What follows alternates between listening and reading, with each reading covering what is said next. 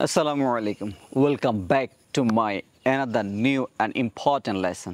আজকে যে বিষয়টা নিয়ে আলোচনা করব সেটা হচ্ছে তোমাকে যেতে হবে, তোমাকে লিখতে হবে, তোমাকে এখানে আসতে হবে। জাস্ট এটা আমরা জানি মডাল ভার্ব হ্যাভ টু দিয়ে আমরা এই সেন্টেন্সটা মেক করতে পারি। এখন সেম কথা আমি যদি আপনাকে বলি আমাকে ইংলিশ শিখতে হয়, আমাকে যেতে হয়, তোমাকে লিখতে হয়, তোমাকে খেলতে হয়, তার মানে কি দুইটা বাংলা সেন্টেন্সের মধ্যে পার্থক্য আছে, তো ইংলিশটাও কিন্তু পার্থক্য হয়ে যাবে।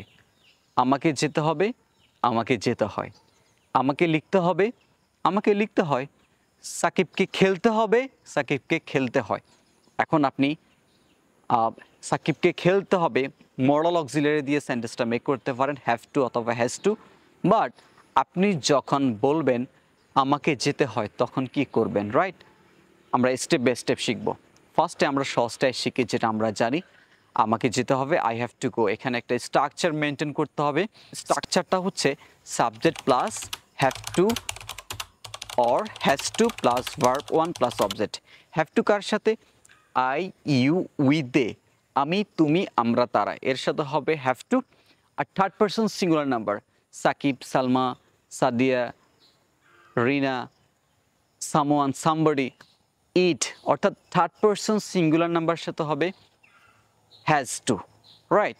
এখন আমি যদি বলি আমাকে যেতে হবে আই হ্যাভ টু গো, সাকিবকে যেতে হবে সাকিব হ্যাজ টু গো, আলীকে আসতে হবে আলী হ্যাজ টু কাম, আমাদেরকে পড়তে হবে we have to read, right?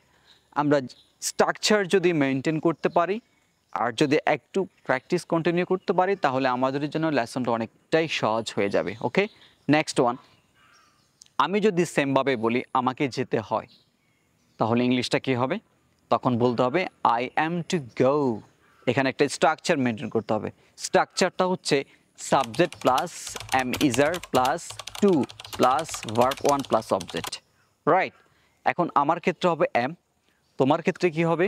You, we, দে, এর সাথে হবে আর, থার্ড পারসন সিঙ্গুলার নাম্বার সাথে হবে ইস। আমি তিনটা অক্সিলারি দিয়ে তিনটা সেন্টেন্স মেক করছি। যেমন আমি যদি বলি আমাকে লিখতে হয় আই অ্যাম টু রাইট, তোমাকে আসতে হয় ইউ আর টু কাম, আলীকে কাজ করতে হয় Ali is to work. Clear? আমাকে যেতে হবে আই হ্যাভ টু গো, আমাকে যেতে হয় I am to go, right? Thank you very much for watching. I hope you have enjoyed this lesson. Hope I will see you in another lesson. Assalamu alaikum.